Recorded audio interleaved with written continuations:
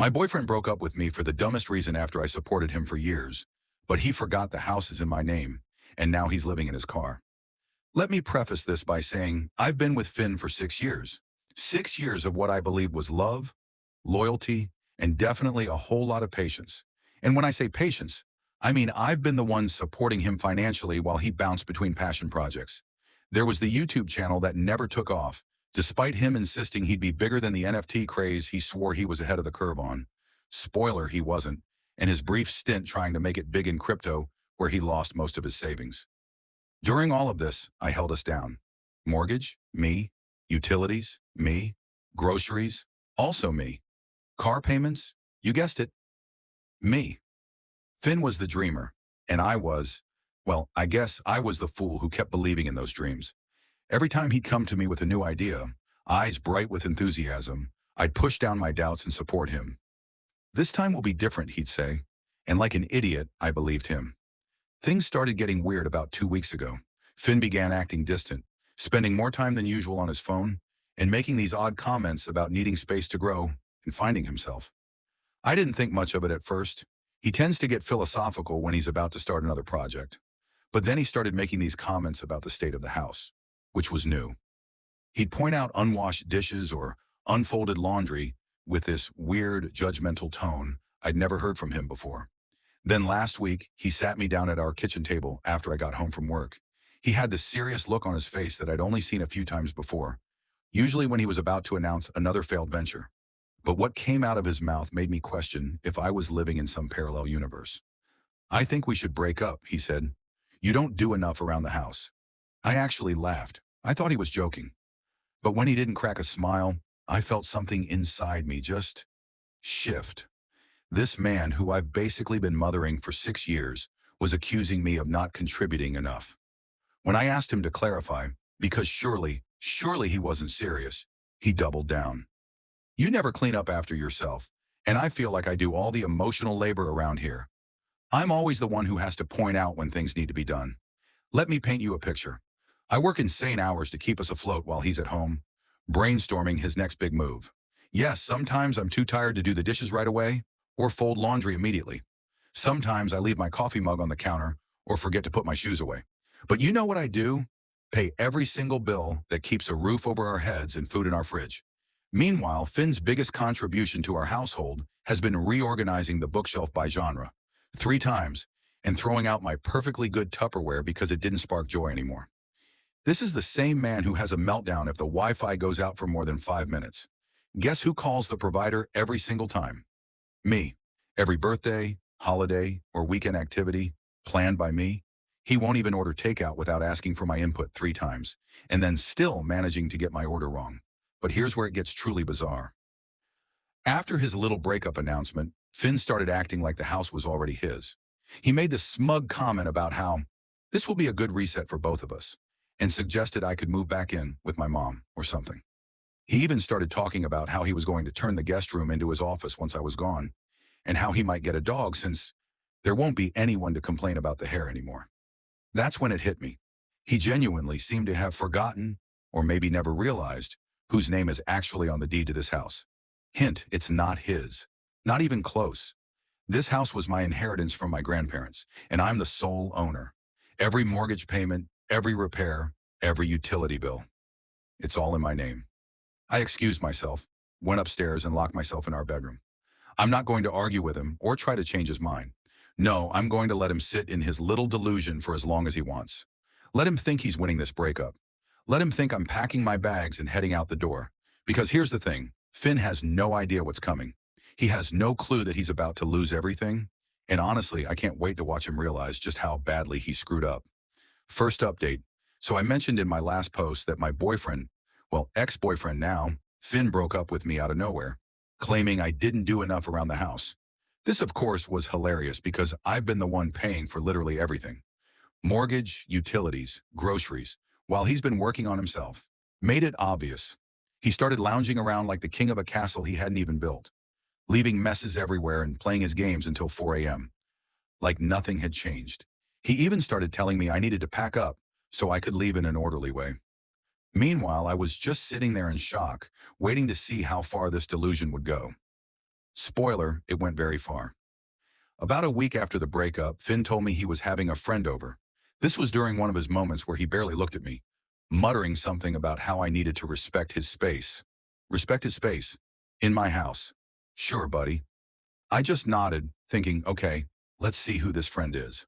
When the doorbell rang, I opened it to find a woman standing there with a bright smile and a bottle of wine. Her name was Mila, and let me tell you, she was perfectly nice, polite even. But it didn't take a detective to figure out this wasn't just a friend. The way she looked at Finn? They were very much together. Finn didn't even introduce us properly. He just breezed past me like I was the maid, giving Mila a little tour of the house. My house. And oh, did he sell it like he was some kind of real estate mogul. This is the living room. I've been thinking about getting a new couch in here. Something more modern, you know? This is the kitchen. I love the open layout. It's great for hosting. This is my office. It's where I do most of my work these days. I almost choked when he said that last one. Work? The man hasn't had a job since 2018. The office he was referring to is the spare bedroom I set up for him to maybe do some freelance projects, but it's mostly just where he plays Fortnite. Mila was eating it up, though. I could see her imagining herself living here, settling into a life of Pinterest-perfect bliss. Meanwhile, I was standing there in the kitchen, gripping my coffee mug so hard I thought it might crack. At this point, I had two options. Blow up and let them both know exactly how I felt, or play it cool and let Finn dig himself into a hole. I chose the second one. Honestly, I wanted to see how far he'd take this little charade. The entire evening, Finn acted like he'd already moved on and was just graciously allowing me to stay until I figured things out. He even had the nerve to pull me aside and say, I think it's best if we start working on a timeline for when you'll be out. No rush, of course, but Mila and I need to start planning. Planning what? A housewarming party in my living room? I just smiled and said, oh, don't worry about me. I'm handling everything. You should have seen his face. So smug. He really thought he'd won. The next morning, I made my move. While Finn was still asleep, I called a locksmith and had all the locks changed. The locksmith was in and out in under an hour. I paid him, thanked him, and sat down with a cup of tea to wait. When Finn finally woke up and strolled into the kitchen like he owned the place, I casually told him, by the way, I had the locks changed this morning. You'll need to grab your things and leave by the end of the day. You guys, the panic on his face. He went pale. What do you mean you changed the locks? You can't do that. Oh, I absolutely can. This is my house, remember? It's in my name. You're not on the deed. You're not on the mortgage. And now you're not welcome here. He tried to argue. He tried to plead. At one point, he even tried to guilt trip me, saying, I thought you loved me. I thought we were building something together. Mila came over during all of this, probably expecting another cozy evening with her man. Instead, she got to witness Finn packing his things while I stood there arms crossed, reminding him not to forget his gaming chair. She looked so confused and kept asking, wait, this isn't your house? Finn didn't even try to answer her. By the end of the day, Finn was gone. Mila was gone. I poured myself a glass of wine, sat down on the couch Finn had wanted to replace, and thought about how close I'd come to losing everything because I was too generous with my time, my money, and my patience. Never again. Oh, and in case anyone's wondering, Finn is now couch surfing with friends. I heard from a mutual acquaintance that Mila dumped him too once she realized he was unemployed, broke, and basically homeless. Karma's a beautiful thing, isn't it? Second update. I thought that was the end of it, but apparently Finn wasn't done embarrassing himself yet. A few days after Finn left, I got a call from our mutual friend Caleb, who wanted to check in. I could tell from his voice that he was fishing for something, so I asked him outright, did Finn send you? Caleb hesitated but eventually spilled the beans. Turns out Finn had been planning this breakup for months. He'd been telling everyone, friends, acquaintances, even his family, that he was about to take over the house and start a new chapter. He painted himself as the long-suffering boyfriend, who had put up with my nagging for years. According to him, the house was basically his because of all the work he'd put into making it a home. I had to pause Caleb there because I nearly choked laughing. What work? The man barely did his own laundry, let alone anything to maintain the house. I asked Caleb if Finn ever mentioned the small detail about the house being in my name. He said you'd probably just leave when he asked, and if you didn't, he'd figure it out. Oh, Finn, sweet, delusional Finn. Apparently, Finn was so confident that I'd roll over and give him the house that he threw himself a little victory lap before the breakup. He told people he was finally free to focus on his life, and even made plans to host a housewarming party Again, in my house. The audacity. Caleb also told me something that really pissed me off. Finn had been downplaying everything I did for him. He told people I was barely paying the bills, and that he was the one holding it all together. This was the guy who didn't even know how much the mortgage was every month. The lies were just so bold and bizarre that I couldn't help but laugh. I thanked Caleb for the info and started thinking about how I could wrap this up in a way that Finn would never forget. At first, I thought about just letting it go. Finn was gone, the house was mine, and I could finally move on. But then I remembered all the crap he put me through. Years of emotional manipulation, financial freeloading, and now this ridiculous smear campaign.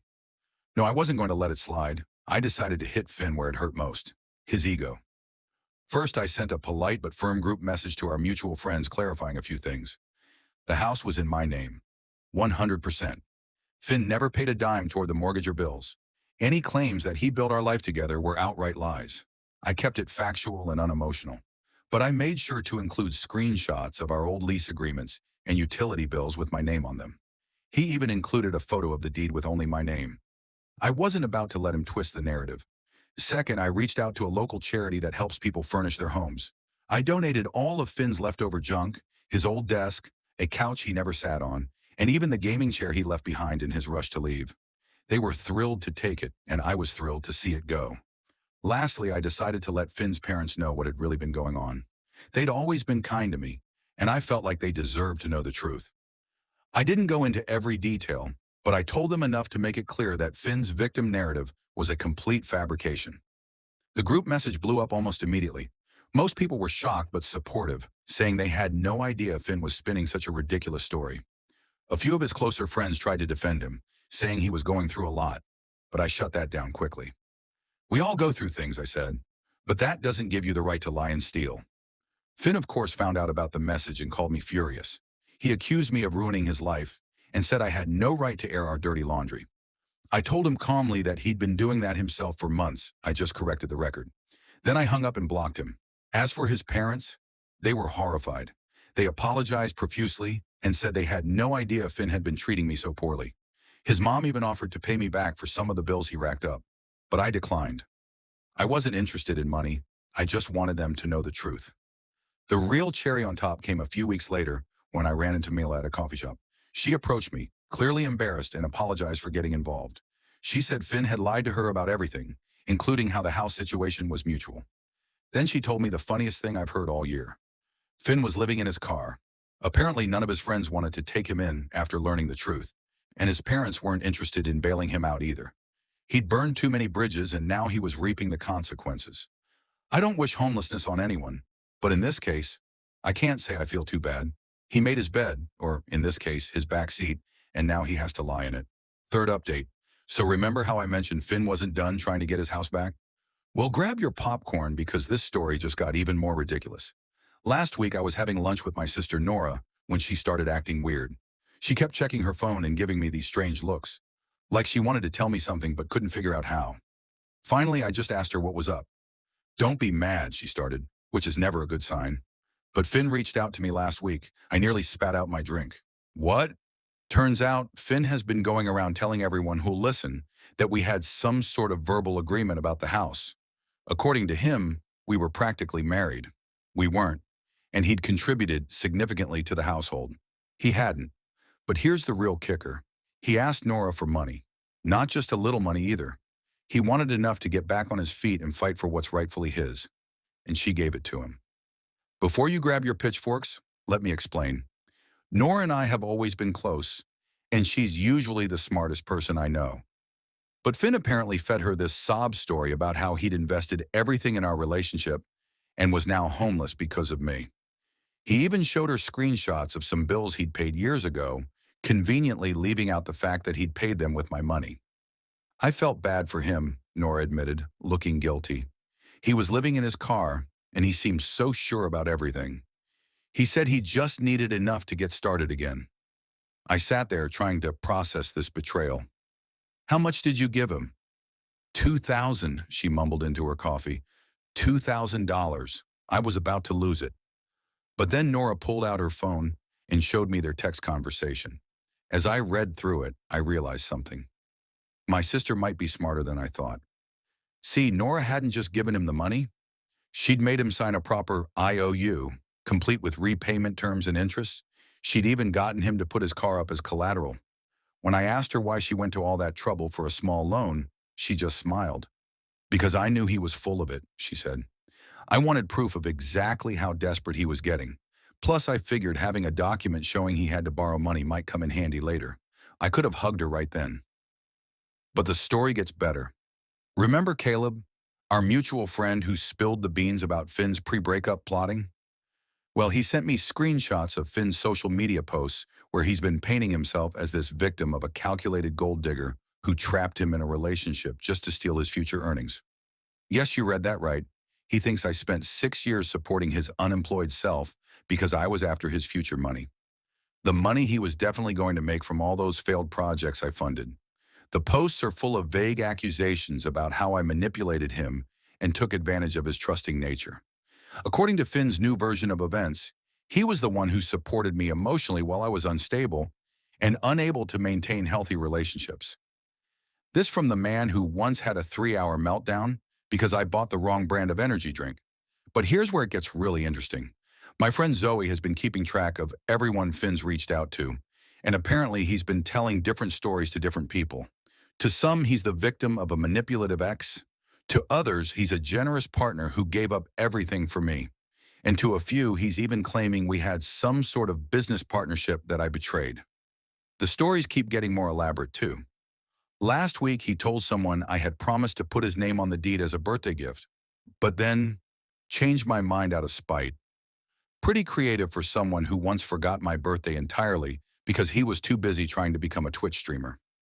Yesterday, I got a series of increasingly unhinged messages from him about how he's going to expose me to everyone we know. He's threatening to tell people about all my secrets, though I'm really curious what secrets he thinks he has, considering I'm the one who knows about his failed cryptocurrency investments, and that time he tried to become a professional dog photographer with my camera. I haven't responded to any of his messages, but I did save them all. Something tells me this isn't over yet. Finn's never been good at accepting reality.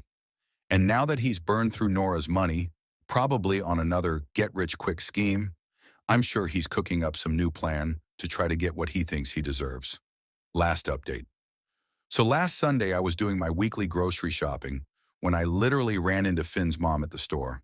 I tried to just smile and walk past, but she grabbed my cart and said, "We need to talk." Now, his mom has always been sweet to me, even after everything that happened. But this time she looked different, worried, but also kind of angry. She asked if we could get coffee, and something in her voice made me agree.